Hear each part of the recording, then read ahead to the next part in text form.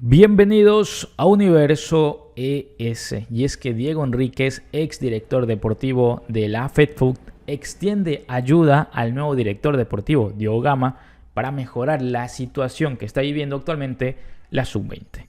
Recuerda que si quieres salir en próximos videos, no te olvides de hacérmelo saber en la cajita de comentarios. Suscríbete, comenta y comparte con tus amigos. Y sin más, arrancamos. Y es que tras el pésimo resultado de la selección sub-20 en el torneo UNCAF por la mala planificación de la actual comisión y el actual director deportivo Diogo Gama en conformar una selección a una semana de la participación, y cuando hablamos de la conformación hablamos desde incluso el escoger al técnico, el contratarlo, que fue a una semana, y el realizar la primera convocatoria a una semana y tener los primeros entrenamientos, llegar sin compromisos amistosos, sin que el grupo se conociera, sin siquiera haber trabajado una idea de juego del técnico hacia ese grupo de jugadores. Tras esto, pues las críticas han surgido muchísimas, y Diego Enríquez, ex director deportivo, hizo el siguiente post que lo estaré comentando y también estaré añadiendo cositas que yo puedo analizar. Diego Enríquez decía lo siguiente: esto es un debacle total. Pronostiqué que perdían los 3 partidos del grupo, pero no me imaginé que de esta forma. Algunas personas que están adentro no les gusta mi honestidad y mi conocimiento sobre juveniles. Me he acercado a Gama para aportar en diferentes formas. Aquí lo más fácil es criticar, siempre estaré dispuesto a aportar, comentaba. Y es que aquí claramente lo dice, no me lo invento yo. Diego Enríquez ha buscado la manera de poder ayudar al actual director deportivo para mejorar o cambiar la cara en el tema de las juveniles, más que todo en nuestra selección. Y que sabemos que Diego Enríquez pues tiene muchos años y años de experiencia en ese sentido. Y uno de ellos más importantes fue justamente en el anterior proceso. Finalmente, Diego Enríquez decía lo siguiente: dejo un hilo con puntos que considero relevantes. Vamos a leer un poquito el hilo que posteaba Diego Enríquez, exdirector deportivo. Y dice: tenemos dirección deportiva desde agosto del 2023, es decir, tuvimos 6 meses para preparar este proceso. Un año para la sub-17 que inicia en junio del 2024. Perdimos tiempo en visorías abiertas con un entrenador sin conocimiento del país y el nivel competitivo de la región. Estoy hablando de Mano Torres. Seguimos con el hilo. Dice: no hay ninguna forma estructurada de scouting a nivel nacional ni en Norteamérica. Se hacen visorías abiertas en Estados Unidos sin cuerpo técnico sub-20 presente. No hay relación ni acercamiento con las academias de la MLS. Los jóvenes que vienen de Estados Unidos tienen que pagar sus boletos. Acá hay varios puntos que me podría desplayar en media hora, pero trataré de ser lo más corto posible. El tema de scouting el tema de tener una estructura y conocer justamente la MLS es importantísimo. Es donde prácticamente tenemos la otra mitad de nuestra población. Es donde tenemos que aprovechar, porque hay una cantidad importantísima de jugadores.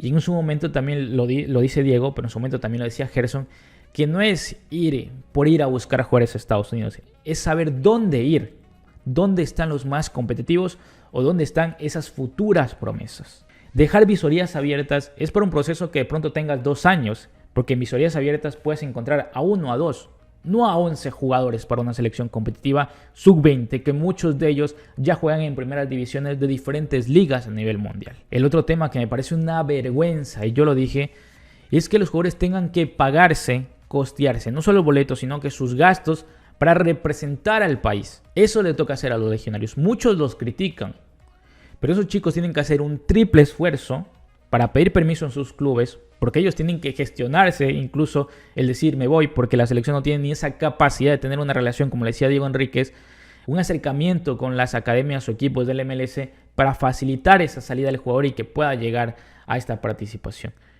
Y luego ellos tienen que costearse sus boletos, que baratos no son, venir al país para entrenar y que luego en algunas de ellos los descarten, como el caso que ya estaremos hablando de un jugador que el día de ayer nos bailó y merecidamente, porque él hizo ese esfuerzo de pagarse, de venir, de mostrarse, lo desecharon y luego termina reforzando otra selección y ese jugador se encargó de bailarnos ayer. Seguimos leyendo el hilo de Diego Enríquez.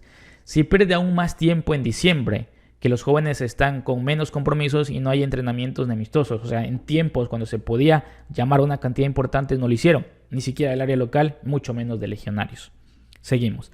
Se escoge a un cuerpo técnico sin experiencia en juveniles y conocimiento a nivel competitivo de la región. Otra vez, al menos un asistente debería tener experiencia.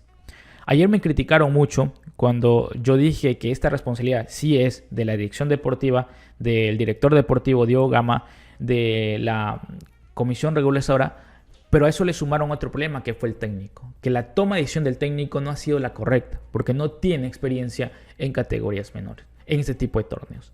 Y yo lo dije ayer, yo te puedo pasar el partido ante Panamá y ante Honduras, pero ante Nicaragua hay una responsabilidad importante del técnico en la toma de decisiones, que eso es sumarle otro problema más a la selección sub-20.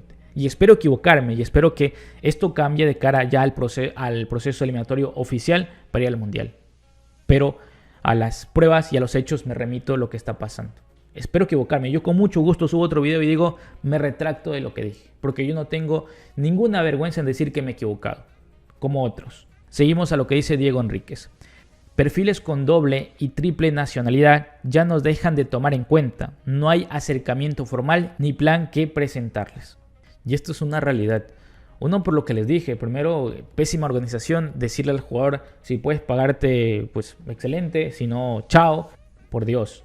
Hay jugadores como Steven Jiménez que podría estar en una selección sub-17, pero juega para el primer equipo del Cincinnati. ¿Cómo tú haces atractivo para que ese jugador opte por ti? Cuando Estados Unidos y México lo pueden llevar y lo han convocado. Y aparte tú decirle que él se pague sus pasajes. O sea, el problema económico él no lo tendrá. Pero él dirá, a ver, o sea, yo estoy jugando en la primera división, estoy jugando en la MLS con el Cincinnati y se me acercan estas dos selecciones que me dan todo y viene El Salvador y me dice, págate tus pasajes para que venga. O sea, él va a decir que poco profesionales, o sea, ahí no hay futuro, ahí no hay proyecto, ahí no hay planificación. Seguimos con el hilo de Diego Enríquez. Para muestra un botón, hoy el 5-0, que de paso es la mayor goleada que hemos recibido de Nicaragua en historia de juveniles.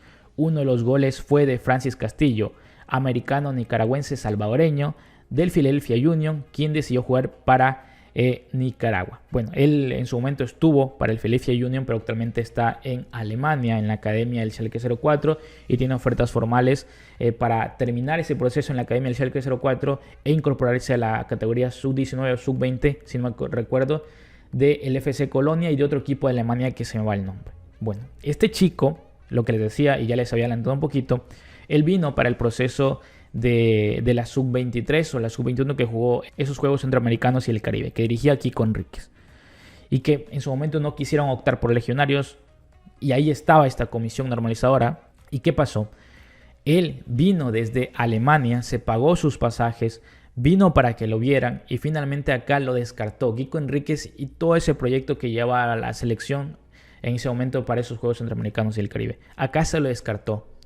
Y luego no hubo un acercamiento, no hubo un llamado, no estuvieron comunicándose por él para traerlo a la selección sub-20.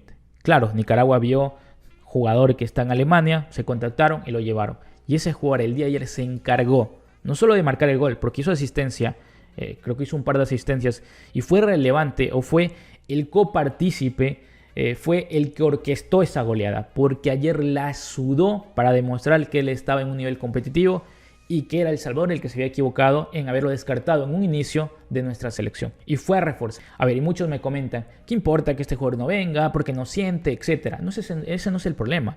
El problema es que si lo descartamos, ese va a ir a reforzar a otra selección. Y es lo que pasó con Francis Castillo. Eso es lo que la gente no entiende. Que esto no es un contexto cuadrado local que lo vemos solo aquí, sino es algo que engloba. Que es algo que posteriormente nos va a afectar. Vaya, llámenlo efecto mariposa si les gusta. Y seguimos, dice, hacen falta muchos jóvenes año 2005, año límite para este sub-20. Y es que ese es otro problema.